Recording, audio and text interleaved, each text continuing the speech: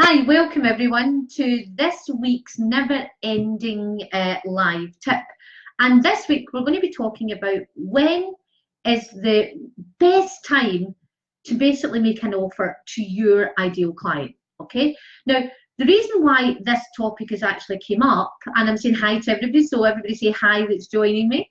The reason why this topic has become up, because invariably, when I start speaking with potential prospects or potential clients, or even clients when they actually join me, the one thing that becomes really, really apparent is knowing when the best time to make an offer is kind of So therefore, what happens is you're kind of making offers all the time or too soon. I'll give you a scenario. So, like, if you think about it, you work so hard, you've created amazing programs.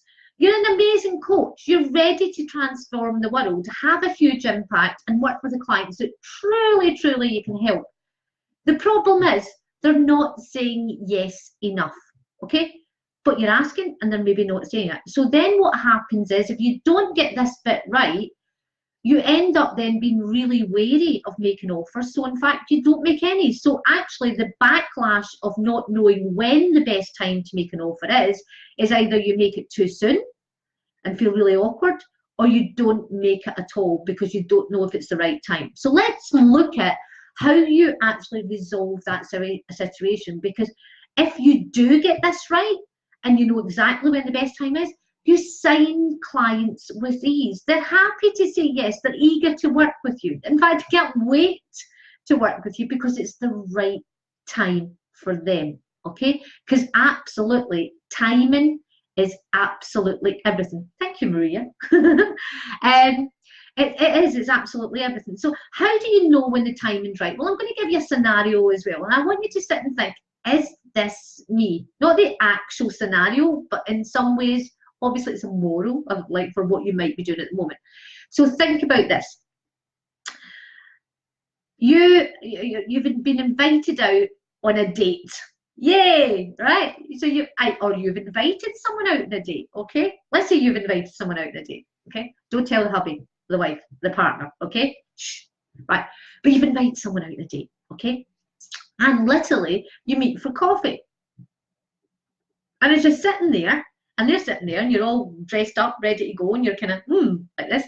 The first thing is that you turn around after saying, hi, how you doing? Within the first couple of minutes, you actually turn around and say to them, right, so where would you like to get married? How many kids would you have? And where would you prefer to go on honeymoon? What do you think would happen? Come on, guys, if you ask that question, those three questions, even one of those questions, within a few minutes of actually going on a date, what do you think would happen? I'd love to know your thoughts, right? So whether you're watching this live, like many of you are, or whether you're actually watching this on the replay, what would happen? Yeah? Time to find out what you think, yeah? So it's reasonable to expect that probably there would be an awkward pause as they looked frantically for the nearest exit. And either they said, I need to go to the loo, and made a dash for it, or basically they would be running for the door. Yeah, why? Because you're actually on a date and you've moved way too quickly, all right? And that actually is what a lot of coaches actually do, because they don't know when the timing's right. Now, I'll give you an example, because you're sitting there going, well, how do I know when the timing's right, Marie? Okay, so one of the things, is you've got to look at your know, your like, and your trust. Now, there's an awful lot of talk about know, like, and trust, and it kind of flips out and know, like, and trust, and everybody thinks, oh, yeah, I know what that means.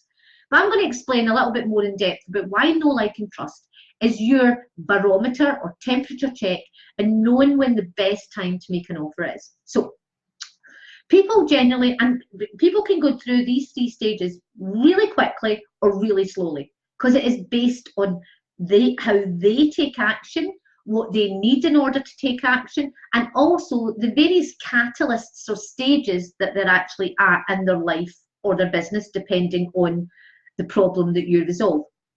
So, for example, when somebody gets to know you, they're not maybe willing to make quite a huge financial investment. You know, if you're talking about a couple of £1,000 or even under £1,000, you know, spending money with someone that you don't really know It's not likely to happen.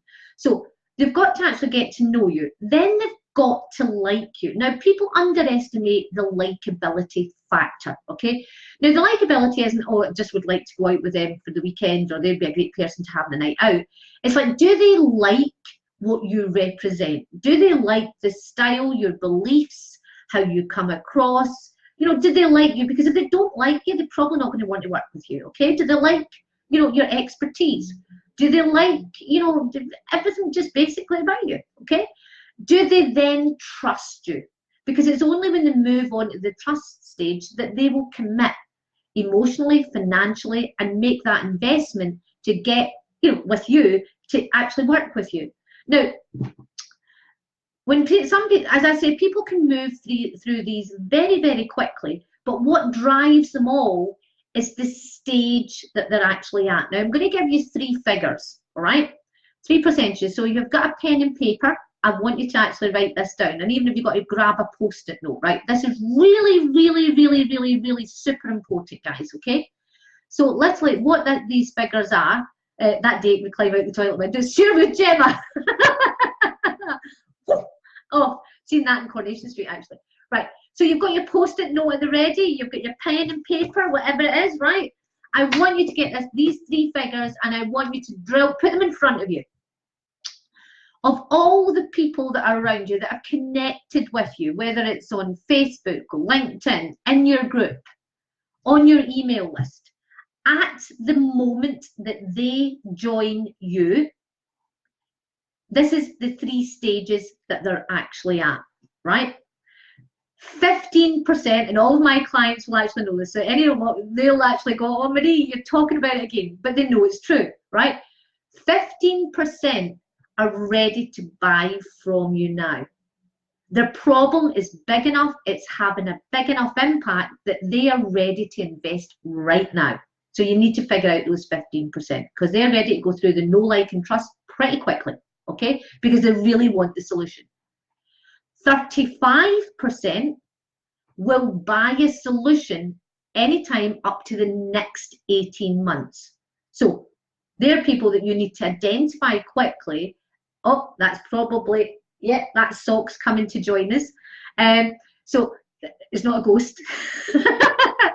So 35% are ready and will buy a solution to the problem that you can resolve from someone in the next 18 months. So if you don't want it to be someone else, you need it to be you.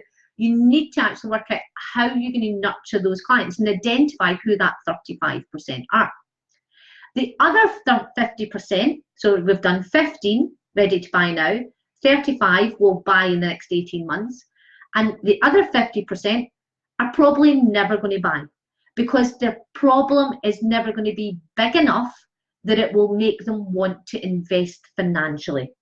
And when you realize that, what you realize is that not everybody is right to buy from you, okay?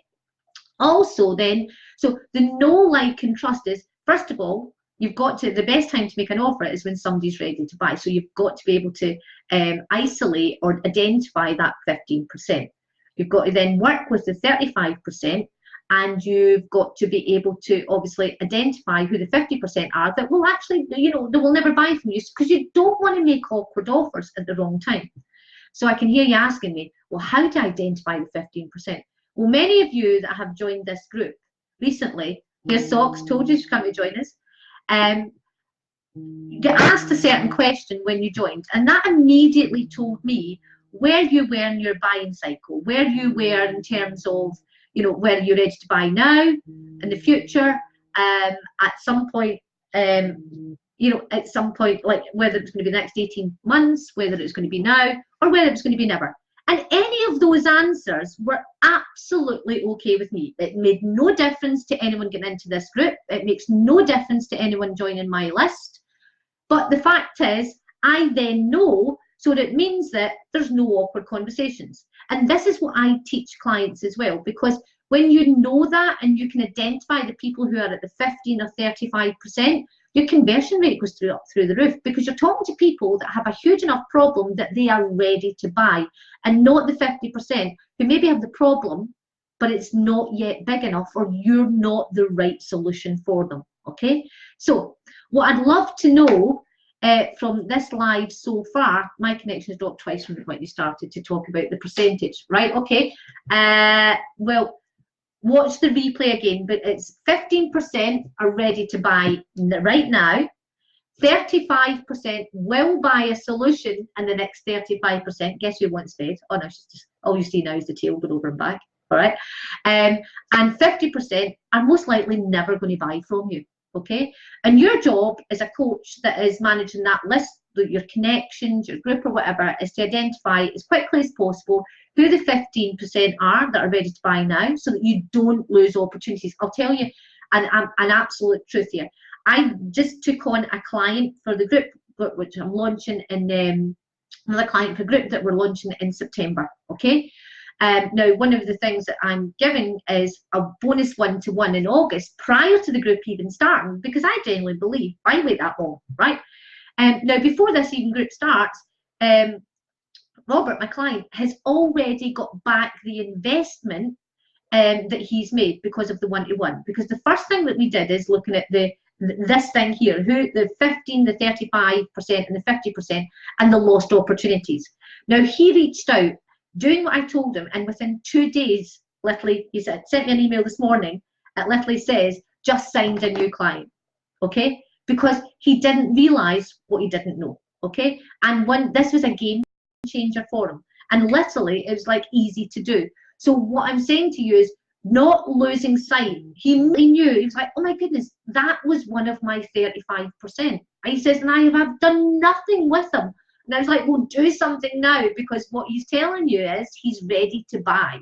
And if he doesn't buy from you, he's going to buy from something else. You just simply have to reach out, give him this message sequence, and see what actually happens. And the result, a client. His full investment in a group that hasn't even started yet, already paid back. He's as excited as hell. I'm delighted. We were dancing at the same time, not together, around the room. But that's how easy it can be, because when you reach out, and you, with confidence, know that, oh my goodness, like the dog's gone off now as well.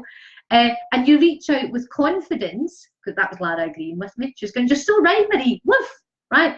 And you know it's the 15% or the 35%, then you can scale your business with ease. You can sign clients with ease, and you're never having awkward conversations with people who are not ready or will never buy from you because the problem is not big enough or has a big enough impact on their life. So I'd love you to share with me your biggest takeaway from this live training. Maybe it's the fact that you're making offers like the first date who's asking, when do you want to get married? And you know, literally your prospects might be heading for that toilet window, right? Is that you? Is it that you're maybe not making any offers at all because you just don't know when the right time is, and you've not thought about the know, like, and trust? Is it that the know, like, and trust has actually become more clear about why it's important, instead of this talk that everybody kind of says? And it's like, oh, everybody talks about know, like, and trust, and nobody really understands it. You know, is it that, you know, you feel that you're asking everybody and expecting everybody to be your client, even though you've not identified if they're the 15, the 35, or the 50%?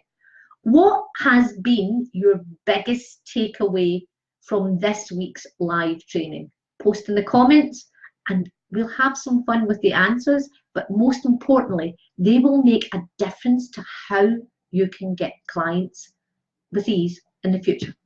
So this is Marie Rodgers, Conversion Expert and Coach, signing off with socks, tail still going, all right?